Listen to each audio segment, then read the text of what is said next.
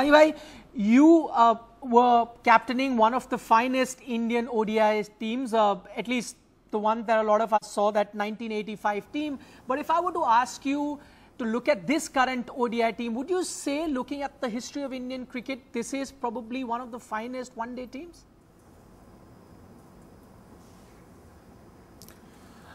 Well, I mean, comparisons literally are not quite correct, but this is a very, very good team. This is, I think that by the time this team finishes, I think that's going to go down as one of the greatest Indian one-day teams ever, because the balance is so good. The batting is, right down to number 8, 9. You have bowlers, who can bowl whatever, whenever they are asked, and therefore I think you take all aspects into consideration, and you know that this is a really, really special team, captained by a very special player. All right, Saima, then I'll take you back to the Sri Lanka series. I know, Sri Lanka lost both the Test series and the One-Day series, but I'll just talk about the One-Day series. We were all blaming how poor the Sri Lankan side was, but if we were to look at from the other side and the way this Indian team is performing and what they've done now to this Australian team, would you say just the fact that this Indian team is so much better, heads and shoulders above the rest, that it makes any other ODI team look very average? And it wasn't just a one-off that we saw against the Sri Lankan team, and they weren't necessarily that weak as we made them to be? No, I think the Sri Lankan team wasn't a very strong team. That's only fair. But this Australian team is a very experienced team. Yes, I think probably not the same kind of batting lineup as when Hayden Gilchrist, Ponting, Michael Clarke, Mike Hussey were there. But I think this is a very, very good Australian team. The Australians never give up. And I think what they're missing at the moment is one more batsman and who can make a difference. And they're missing also one more bowler. But, as far as India is concerned, they're not choosing the teams that take the field against them. They're just playing against them. And as Virat Kohli said, that they're going to be ruthless, they're going to be relentless, they're going to be pursuing victory in every game. And the fact that in all 3 games they were put under pressure, which never happened apart from one game in Sri Lanka. Apart from that one game where Dhoni and Bhuvneshwar Kumar took them home. Over here, in all 3 games, they've been put under some sort of pressure. But to come through that pressure and win them, and then go on to win easily, is the hallmark of a champion team. It's a hallmark of a great team. Okay, let's talk about the Australian team, Saima. They really have a problem on their hand. I'm just looking at a few stats here, and this is their 11th consecutive loss away from home in a one-day game, and this is not something that we are so accustomed to seeing with the Aussie teams previously. Apart from that one bowler, one batsman that you're talking about, do you think they have other serious concerns as well? I mean, their competitiveness is not same as we've been so used to now watching other Australian teams do in one-day cricket especially. Well, as I said, I think they're not having the kind of depth that they had earlier in their batting, and I think that is where they are missing out on a batsman at number 5 or 6 who can come in and make the difference.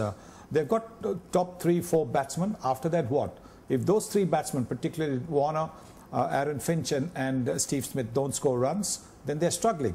They don't at the moment seem to have batsmen who can play the big innings, who can play the defining innings, who can play the impact innings. Yes, Maxwell will come and hit the odd boundary, and maybe he'll score runs once in maybe 10, 15 innings, but he is not what you would call a dependable player at 5, 6. So I think that is something which the Australians are lacking, because earlier on they had Mike Hussey batting at 5, 6, and who would take them to a big total. They had Michael Bevan also at 5, 6, who would take them to a big total.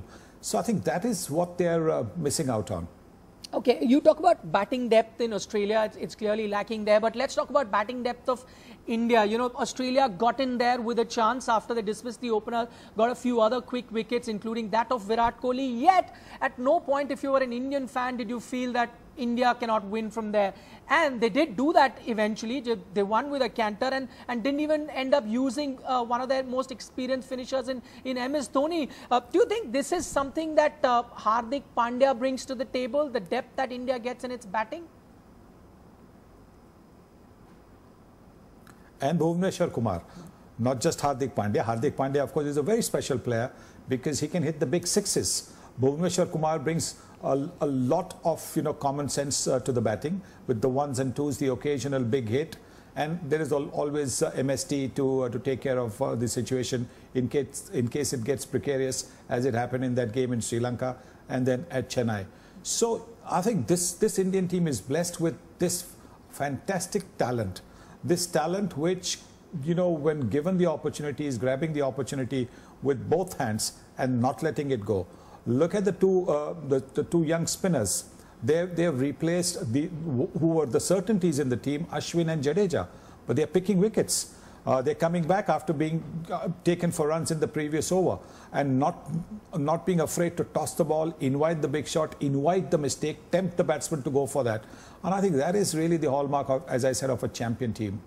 All right, since you're talking about those spinners and, they went for a few runs, I'll just talk about Kuldeep Yadav in particular. Sunny bhai, today, 7 overs he bowled, gave away about 55 runs, no wickets. Yet, the skipper in Virat Kohli persisted with him, and Kuldeep Yadav himself, had all the belief to do that. What does it tell you about the mindset of both the bowler and the captain? Well, that is so important for a bowler, and particularly a wrist spinner. Look, wrist spinners, because of the nature of their bowling, be it a right-hander or be it the left-hander, they will bowl the odd loose delivery. They will bowl the odd full toss. They will bowl the odd half pitcher, which will be taken for maybe sixes. But I think the captain knows that these wrist spinners will also bowl you the wicket-taking ball. And the best dot ball in limited overs cricket is the wicket-taking dot ball.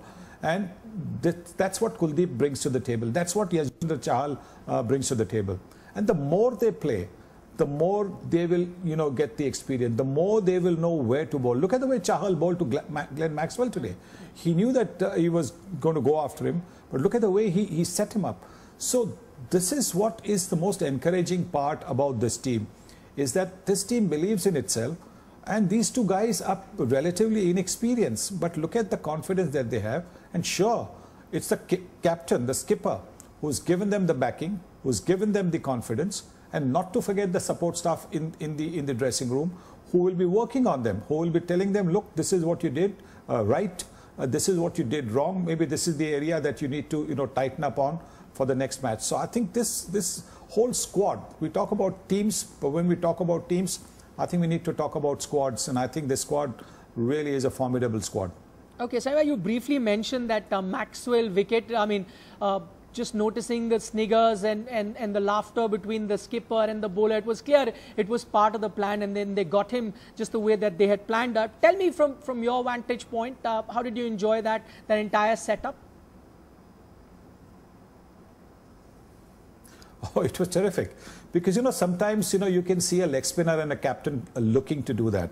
Sometimes you can see a fast bowler and a captain looking to do that by just setting the field, putting an idea into the batsman's head that this is what we are trying to do, when in fact they're looking to do completely the opposite. And you could sense that this was being set up. And, I think it was terrific to watch, because at the end of the day, when that succeeds, then, it is a wonderful feeling. It also means that the person that you've deceived, the person that you have set up and got out, also knows that he's been had. And that's the most satisfying feeling that you can have. Right. Final question, Sanjay, before we let you go. A question on Hardik Pandya. He batted higher up the order. Would you like this to be just a one-off as a surprise element that Virat should use? Or do you think this is something that he can persist with and do it on a regular basis? What would you like to see? I think it depends on the situation. The situation was ripe for him to number 4. India had got off to a terrific start with Rohit Sharma and Ajinkya Rahane's partnership. Then Virat Kohli was there, and then when Rahane got out, the momentum had to be kept. Virat is the kind of player who likes to start by ones and twos and the occasional boundary, not going for the big shot.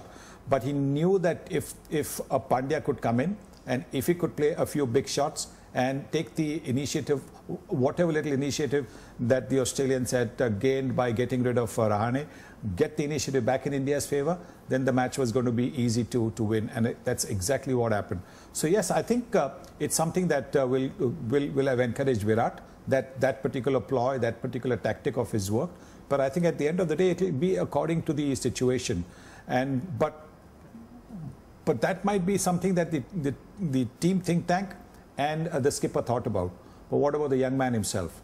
The young man played so well. It was such a mature innings. When the ball came, he hit the ball for 6. Otherwise, you were looking to play the 1s and 2s. He was running quick between the wickets. So he's showing maturity with every single innings that he's playing. He's showing maturity with every single over that he's bowling when he's given the ball. So I do believe that, you know, by 2019, he really will be somebody who will be a big game changer for India.